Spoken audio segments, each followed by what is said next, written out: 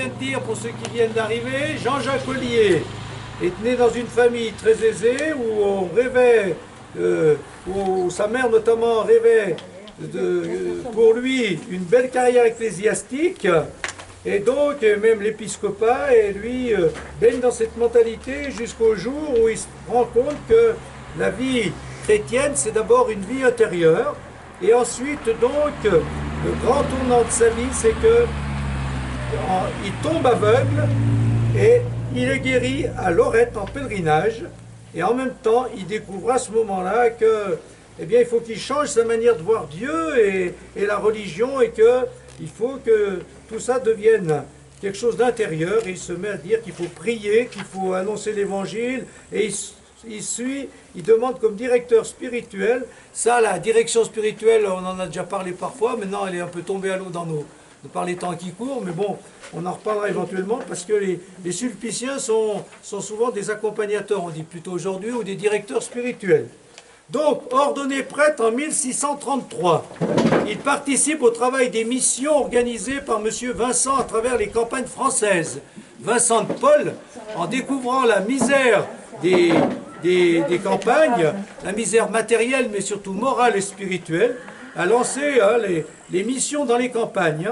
Et donc, il participe, donc il a quand même un bon exemple, un bon collaborateur avec lui, Vincent de Paul. Voilà. Et en 1634, il rencontre Mère Agnès, prieure des dominicaines de Langeas, qui le conduit sur le chemin de l'humilité et de la miséricorde. Vous voyez, donc il a, et ça c'est dans nos vies, c'est souvent aussi comme ça, il y a des belles rencontres quand même, et qui lui permettent de passer des caps.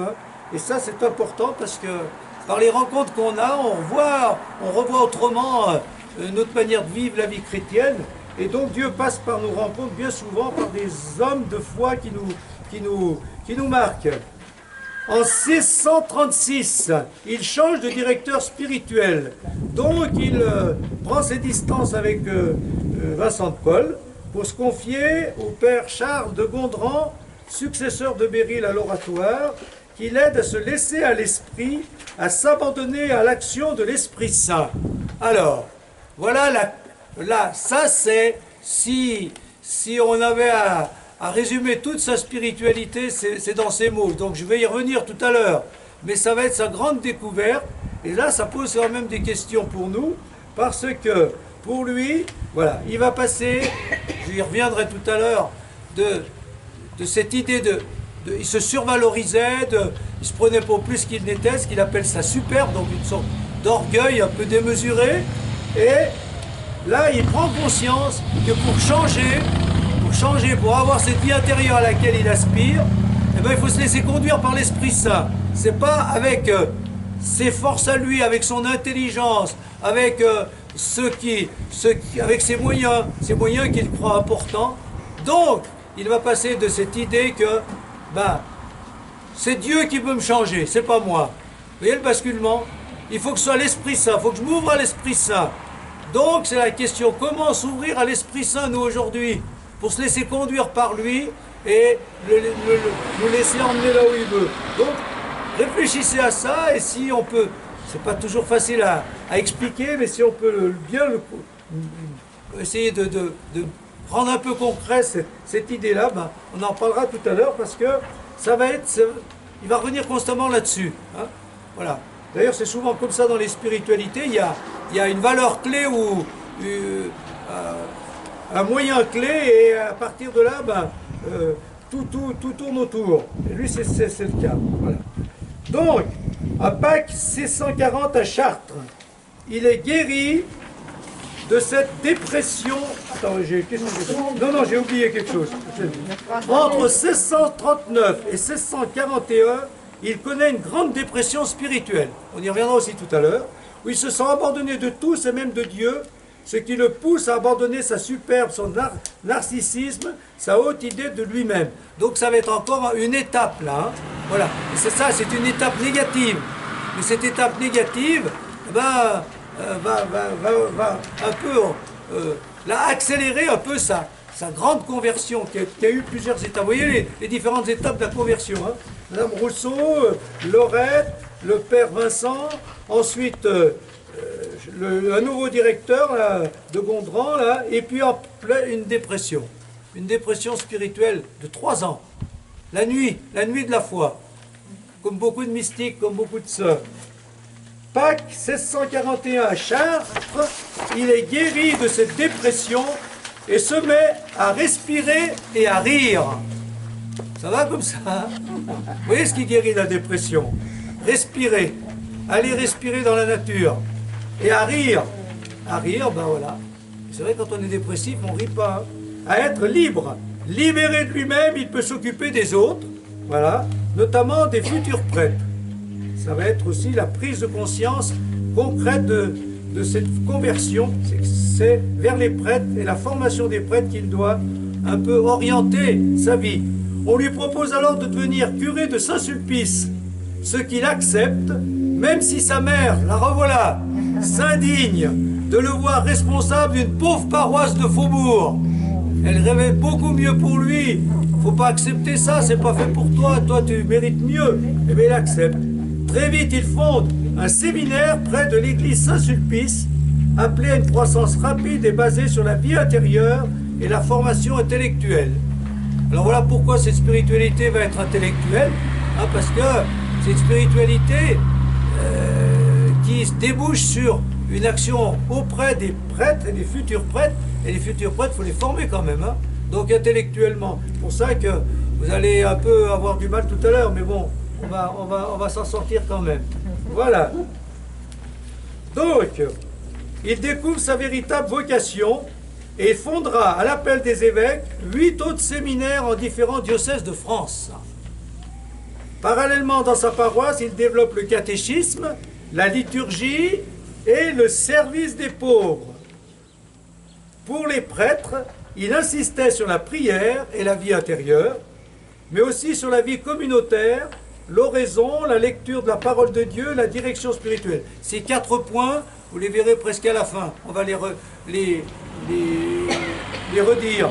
Et ça, c'est important parce que jusqu'à ces dernières années, mais même maintenant, je crois que c'est encore un peu pareil, dans les séminaires, la formation de vos prêtres était bien basée sur ces 4 piliers-là. Voilà. Il y a beaucoup de vie spirituelle, de prière, voilà, la vie intérieure, hein, tout ça, la vie communautaire, voilà, l'oraison et la lecture de la parole de Dieu et la direction spirituelle. Donc ça, on verra parce que ça va être les piliers de la formation des prêtres pour lui et ça va se transmettre. Voilà. Atteint d'une congestion cérébrale, il abandonne sa responsabilité de curé de Saint-Sulpice en 1652, tout en restant supérieur du séminaire. Il meurt en avril 1657, mais les Sulpiciens commencent à prendre un réel essor et atteignent alors la Nouvelle-France. La Nouvelle-France, c'est quoi? Québec, Canada. Voilà. Donc, voilà le parcours de notre ami Jean-Jacques Ollier.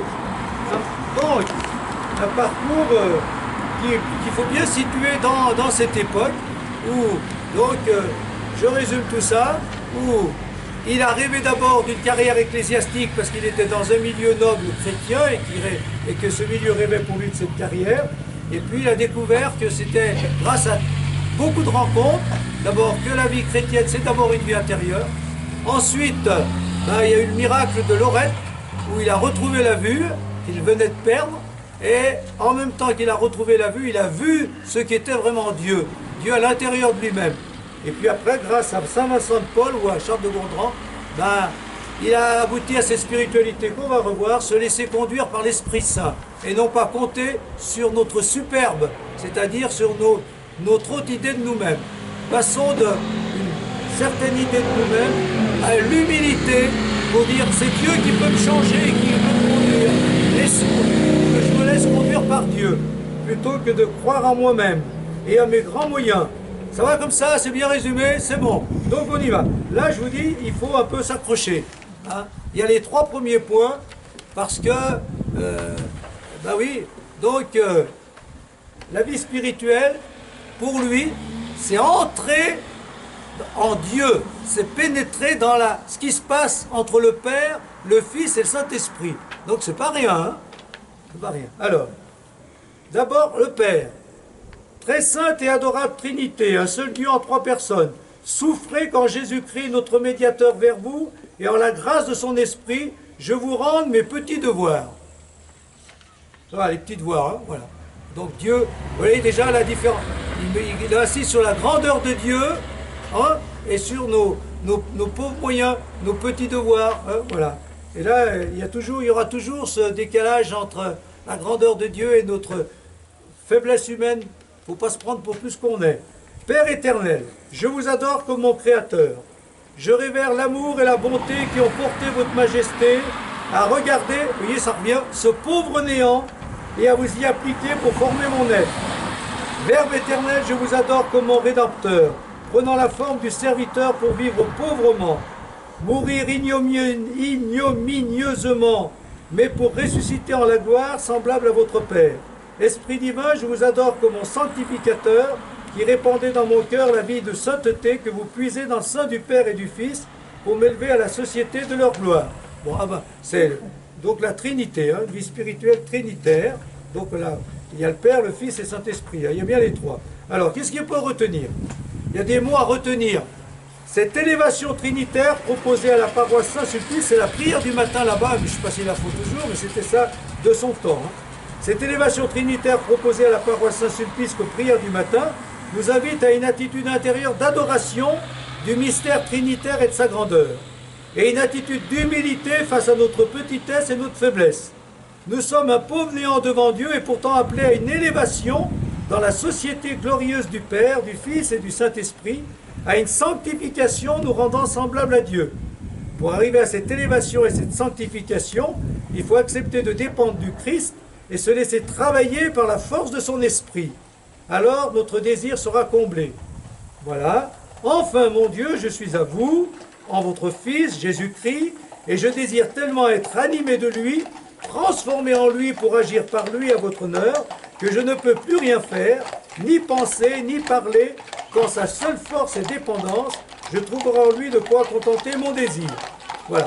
Donc, par exemple, quand vous entendez une prière comme ça, est-ce que ça ressemble à votre prière? Alors, qu'est-ce qu'il y a pour que ce ne soit pas trop... Qu'est-ce que vous trouvez un peu d'éloigné de ce que nous vivons aujourd'hui?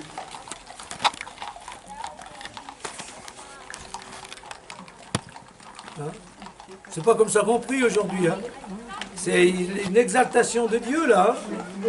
Et un peu un abaissement de nous-mêmes, quoi. Hein? Je suis un néant, je suis un pauvre, je suis pas grand-chose, je suis... Voilà. Ils insistent sur ce décalage entre Dieu, la grandeur de Dieu, et notre néant, notre petitesse, nos limites, etc. Donc voilà. Et pour eux, pour lui, par exemple, et prier, c'est ça. C'est dire à Dieu, voilà, tu es grand, tu n'en es rien. Hein, voilà. Donc il insiste sur la grandeur de Dieu. Bien, voilà. Alors, c'est comme ça, voilà. C'est peut-être pas votre genre de prière, mais c'est bien de penser que dans l'histoire, il y a eu des temps comme ça, où on priait plutôt comme ça. Hein, voilà. Donc, mais il y a quand même deux mots que je vous invite à mettre dans votre vie, parce que ces deux mots qui évidemment sont très spirituels, et on les a entendus, c'est élévation et sanctification, s'élever et être sanctifié. Élévation et sanctification. La vie spirituelle, là c'est en dehors de Jean-Jacques Ollier, mais il y a vie spirituelle en nous, quand on sent en nous un sentiment d'élévation vers le haut. D'accord? Quand on sent que justement, quand on regarde le ciel, quand on se sent élevé vers le ciel. Alors les moyens d'élévation, il y en a plein dans nos vies. Et il peut y avoir la musique, il peut y avoir des belles rencontres, il peut y avoir des temps forts, il peut y avoir la prière évidemment. Mais voilà. Donc c'est une chose concrète. Plutôt que de se laisser abaisser par des choses, des mauvaises nouvelles ou des dégradations, il y a des moments où on se dit, oh là, on sent en nous des choses qui nous dégradent ou qui nous rabaissent. Mais justement, la vie spirituelle, c'est mettre de côté tout ça pour favoriser, développer, multiplier tout ce qui est élévation. D'accord? Et sanctification. Il faut se laisser sanctifier par Dieu. Sanctifier, ça veut dire être tout autre qu'être humain. Être tout autre que simplement suivre sa nature humaine. Voilà, suivre, lui il va dire l'esprit, c'est-à-dire ce qu'on sent comme la force de Dieu en nous. Voilà. Donc ça c'est le premier temps, une vie spirituelle trinitaire. Est-ce qu'il y a des réactions? Je vais passer sur les 3 points, puis après je vous laisserai un moment pour méditer tout ça. Une vie spirituelle chrétienne qui fait vivre le Christ en nous. Donc, entrons dans la Trinité par l'élévation et la sanctification, en louant la grandeur de Dieu et en acceptant notre petitesse. Et puis, laissons le Christ petit à petit, il va dire une expression bizarre, se former en nous. C'est assez bizarre comme expression, mais c'est sa manière de voir l'action du Christ en nous. Il est comme, le Christ, c'est comme s'il naissait en nous et grandissait en nous. Il se forme en nous et se développe en nous. Alors je ne sais pas, en vous,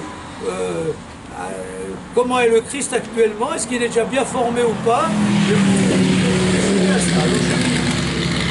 Le but premier et dernier de cet institut, l'Institut des Sulpiciens, sera de vivre souverainement pour Dieu dans le Christ Jésus notre Seigneur, de telle sorte que l'intérieur de son Fils pénètre l'intime de notre cœur. Vous voyez?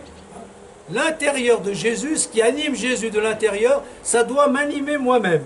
Et qu'il soit permis à chacun de dire ce que saint Paul affirmait pour son compte avec confiance, ce n'est plus moi qui vis, c'est le Christ qui vit en moi. D'accord?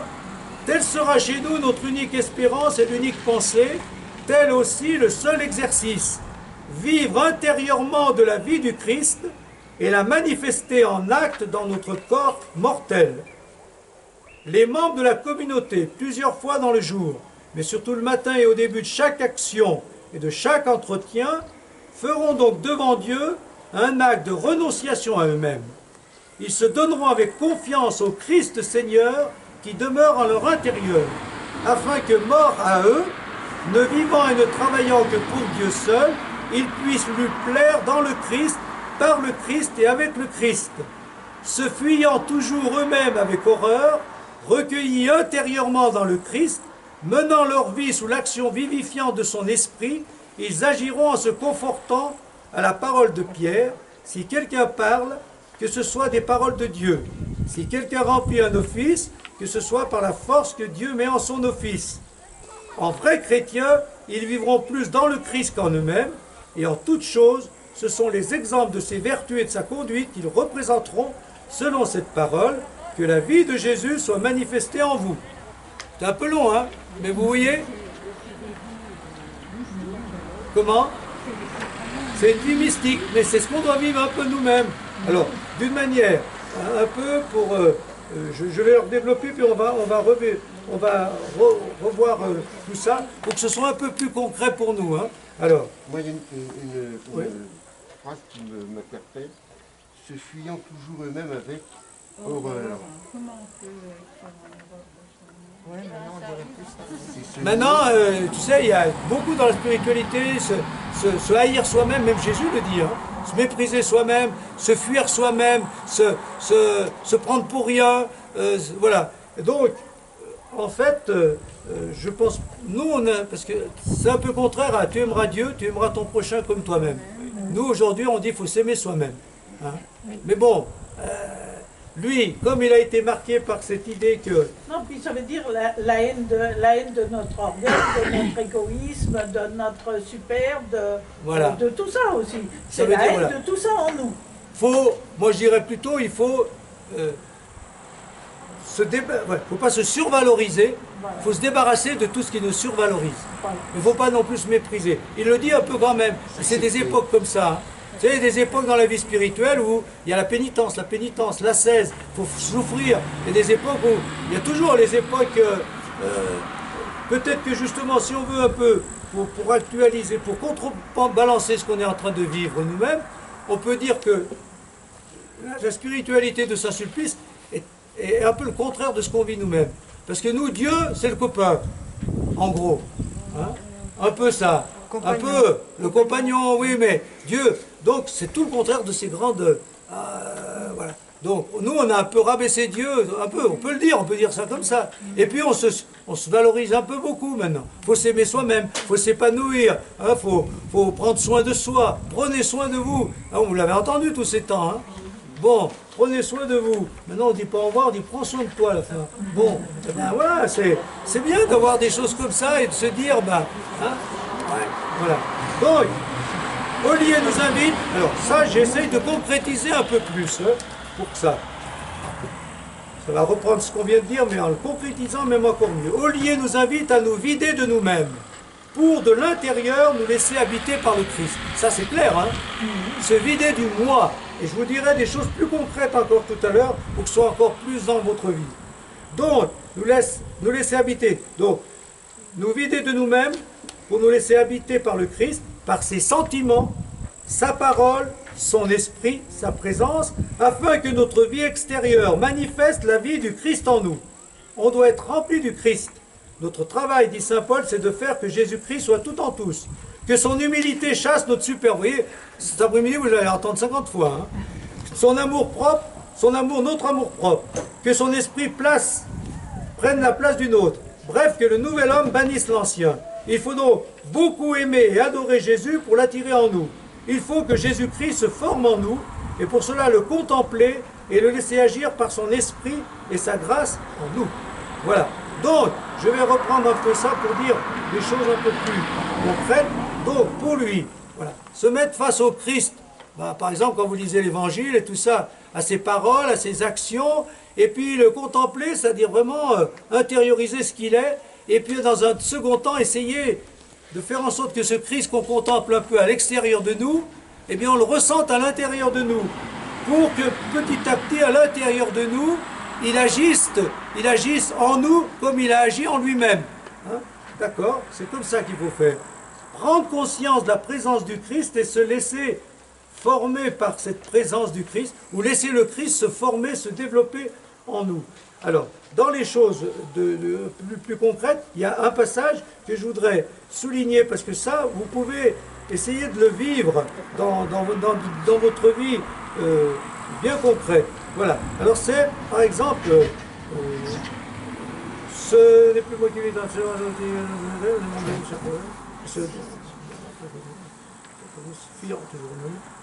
attendez, je voulais voir quelque chose, mais ça, je l'ai perdu devant moi. Voilà. Donc, avant de faire quelque chose, voilà, si quelqu'un parle, que ce soit les paroles de Dieu. Si quelqu'un remplit un office, soit par la force de Dieu, mais, voilà. En gros, ce que ça veut dire, c'est quand je fais quelque chose, je décide quelque chose, je vais faire, voilà, je vais aller voir telle personne, je prends telle responsabilité, ou même je vais prier. Est-ce que c'est le Christ qui fait ça en moi? Ou c'est moi qui fais ça? Vous voyez?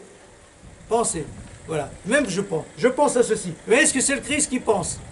Hein? Je veux ceci. Est-ce que c'est le Christ qui veut? J'agis. Je veux faire ça. C'est moi qui veux ou c'est le Christ qui veut en moi? Vous voyez? Ça, c'est vraiment la grande spiritualité, ça. Hein? Voilà. Que mes paroles soient les paroles du Christ. Que mes actions soient les actions. Et ça, vous allez le revoir un peu plus loin. Hein? Mais ça, c'est de la grande spiritualité. Et ça, c'est donc lui qui nous transmet ça. Et donc, pour que ce soit bien ainsi, il faut aussi se vider de nous-mêmes. Alors, ce qu'on doit faire régulièrement pour mieux se laisser pénétrer par le Christ, pour que nos paroles, nos gestes, nos actions soient les siennes, eh bien, il faut d'abord faire le vide en nous. Alors, ça, je vous propose de le faire maintenant. Hein, c'est donc, plutôt que de dire « je me méprise, je vaux rien », je fais le vide en moi. Je fais le vide en moi de tout ce qui n'est pas le Christ, d'accord? Bon, alors, je fais le vide en moi de tout ce qui m'empêche de me sentir habité par le Christ. Alors, qu'est-ce qu'il y a? Eh bien, j'ai mis plusieurs choses. Ça, c'est moi qui vous propose ça. Mais ça, c'est assez concret. Vous regardez ce qui se passe en vous, et on prendra une minute de méditation, et vous allez essayer de chasser ça pour que ce soit le Christ qui vienne, ou qui grandisse en vous. Alors, souci, rumination, il y en a certainement, regret, culpabilité, j'ai eu tort, j'ai mal fait, etc. Amour propre, je suis quand même pas si mal, hein. Bon, super, bon, c'est ça. Indépendance d'esprit orgueilleuse, voilà. Je ne veux faire que ce que je veux faire. Hein. Je ne veux pas penser à ça. Et ça, je vous donne encore, je concrétise encore un peu plus, parce que l'indépendance d'esprit orgueilleuse, je la vois à l'œuvre actuellement dans toutes les réactions par rapport au coronavirus et au masque. Quand je fais une réunion de paroisse, j'en ai fait une à Saint-Albert, autant de personnes, autant dire, moi je fais ça et je ferai ça. Qu'on me dise de faire ça ou qu'on me dise ça. Il y en a. Moi, je respecte les règles. Moi, je ne les respecte pas. Ou je les respecte à moitié. Donc, l'indépendance d'esprit. Je ne fais que ce que je veux faire. Peu importe ce qu'on me dit. Que ce soit l'Église, ou que ce soit le gouvernement, ou que ce soit les médecins. Voilà. Distraction. Tristesse. Mauvaise conscience. Distraction, je l'ai remis. Pensée négative. Joie trop passionnée, ou trop de passion. Élan trop absolu. Voilà. Donc, on fait cet exercice. Et si on veut appliquer d'une manière un peu concrète la spiritualité de Jean-Jacques Ollier, donc, régulièrement, je fais le vide pour que ce soit le Christ qui vienne. Et quand c'est le Christ qui vient, eh bien, j'essaie de faire en sorte que, par lui, mes paroles, mes gestes, mes actions soient les siennes, hein, ou les siens. Voilà. Vous réagissez, puis je vous laisserai. Vous avez compris, c'est pas trop compliqué ça? Ça va, hein? J'essaye, parce que c'est un peu dur comme ça peut-être, a priori, mais voilà, hein? C'est ça. Donc, faire le vide. Alors, je vous invite à faire le vide pour essayer de vous dire, tiens, mais le Christ, il est là, en moi. Ah bon? Eh bien, ça, régulièrement, je dois faire la même chose. Voilà, de temps en temps dans la journée, débarrasser de tout ce qui m'encombre à l'intérieur pour laisser le Christ m'habiter et me conduire. D'accord? On fait ça pendant un petit moment. Et vous le ferez.